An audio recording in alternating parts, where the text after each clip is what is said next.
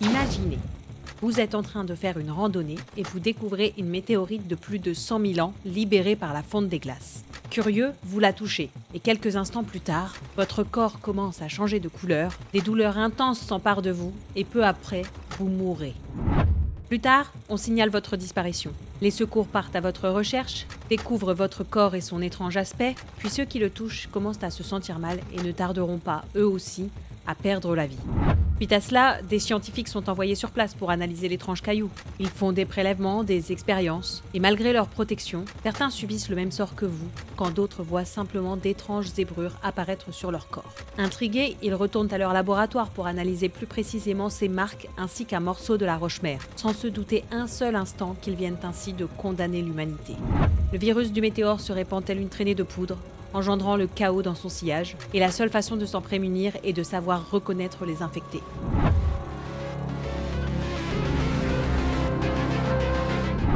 Dans l'univers de mon roman, au début de ce qu'on nomme la Novapocalypse, l'humanité se voit peu à peu décimée par un petit virus portant le doux nom de Nova, le fléau du météore. Sauf qu'avant que l'humanité ne tombe définitivement dans l'oubli, on peut essayer de s'organiser pour endiguer la propagation du virus en apprenant à reconnaître les malades, c'est-à-dire les infectés, et à les éviter bien sûr. Et pour sauver le plus de gens possible, ou du moins leur éviter de crever bêtement, il faut qu'on crée des petites fiches sur les différents stades de la maladie, récapitulant aussi bien les caractéristiques des infectés que les précautions à prendre à leur contact. Mais avant de commencer, j'ai une première question pour vous. Est-ce que niveau monde post-apo, vous êtes plutôt team Walking Dead ou team The Last of Us? Et pourquoi? Je vous laisse disserter, mais j'ai hâte de voir si c'est une question de génération ou pas du tout.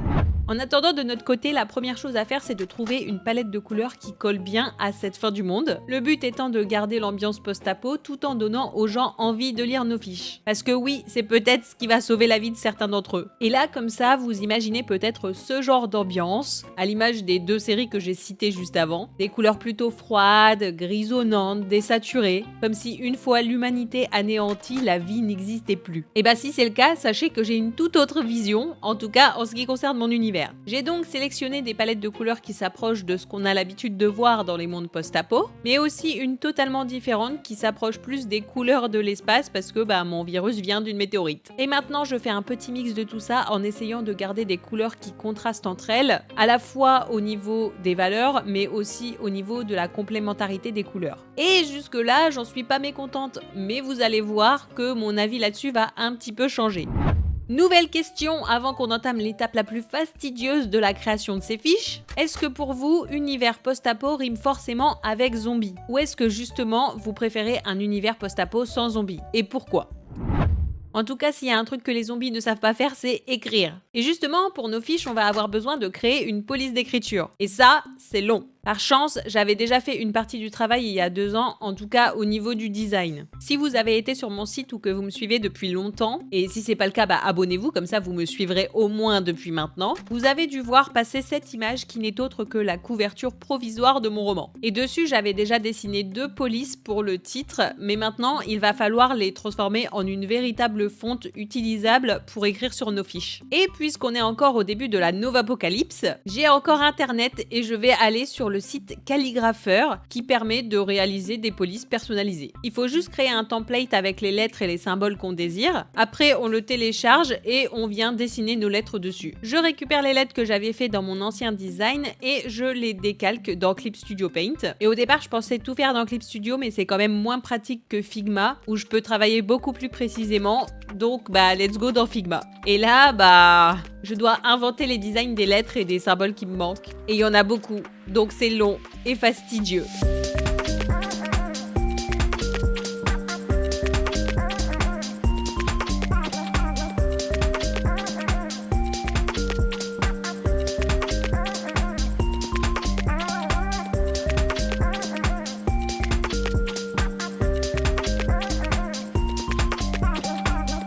D'autant que j'ai dû le faire non pas pour une seule, mais pour 2 polices. Globalement, ça m'a pris 2 jours, sachant que j'ai fait que des lettres majuscules, non pas par flemme, mais parce que les polices étaient assez épaisses et ça se prêtait bien à être uniquement en majuscules.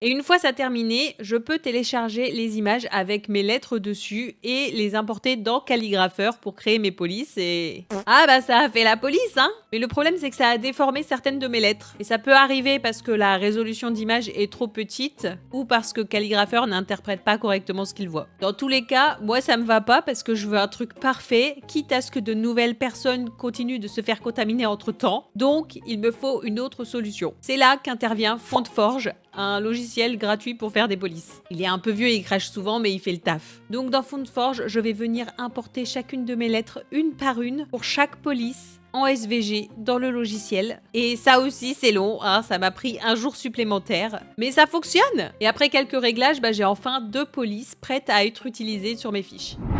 Donc maintenant, on se rapproche doucement du moment où on va pouvoir commencer à sauver des gens. Et sur les fiches, il va bien sûr falloir mettre les caractéristiques des infectés et les précautions à prendre. Mais aussi et surtout, je veux qu'il y ait un petit bonhomme différent en symbole pour chaque stade de la maladie, que ce soit un peu visuel pour mes gens. Donc je décline le bonhomme de plusieurs façons, avec des rayures colorées pour les 2 premiers stades de la maladie, complètement colorées pour le 3e stade, blanc pour les non-infectés qu'on appelle ici les purs, et blanc avec un petit bouclier pour les immunes, donc ceux qui ne peuvent pas attraper le virus. Ouais, parce qu'il y en a qui ont de la chance quand même. D'ailleurs, si vous avez bien suivi depuis le début de la vidéo, vous aurez compris que le virus provoque du coup des rayures colorées ou un changement complet de la couleur de peau de la personne. Mais chaque personne dispose de sa propre couleur. Par exemple, pour le héros de mon roman, c'est le bleu. Donc ma nouvelle question c'est, si vous étiez infecté dans mon univers, à votre avis, ce serait quoi votre couleur ? Et en parlant de couleurs, on va justement y revenir. Parce que pour symboliser le virus, je me suis dit que j'allais mettre une petite météorite sur mes fiches. Comme ça, les gens sont sûrs de savoir qu'on parle bien de la même chose. Donc je fais mon symbole et je commence à y mettre des couleurs. Puis je me rappelle de la palette de couleurs qu'on a fait juste avant. Et j'essaie les couleurs sur ma météorite. Le problème, c'est que je trouve ça un peu fade. Si je veux que les gens lisent mes fiches et sauvent leur peau, je pense qu'il faut que les couleurs soient plus attractives. Donc j'ai changé la palette de couleurs. Et après, je dispose sur mes fiches les éléments dont j'ai besoin.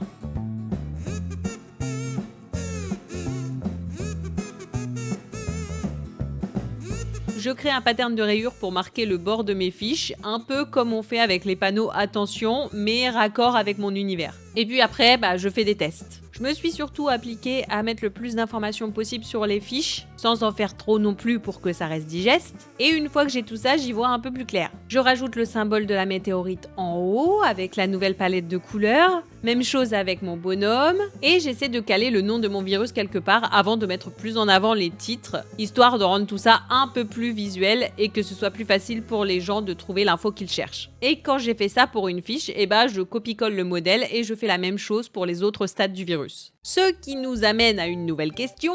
Si vous étiez un habitant de mon univers, que vous aviez lu mes fiches et que vous connaissiez tout par cœur sur les infectés et que vous en croisiez un dans la rue, quel que soit son stade, que feriez-vous ? A. Vous fuiriez et préviendrez les autorités. B. Vous essaierez plus ou moins gentiment de mettre fin à ces jours. C. Vous vous feriez infecter volontairement. Il n'y a pas de piège, juste ça en dit beaucoup sur le genre de personne que vous seriez en cas d'apocalypse. Moi je dis ça, je dis rien. Et maintenant que j'ai terminé mes fiches, je vais pouvoir les présenter au monde et on va pouvoir sauver plein de gens. Du moins, on l'espère. D'ailleurs, pour ceux qui veulent apprendre à connaître les infectés, les fiches sont dispo sur mon site. Même si la suite de l'histoire nous annonce déjà que sensibiliser la population ne suffira malheureusement pas à prévenir la propagation du virus.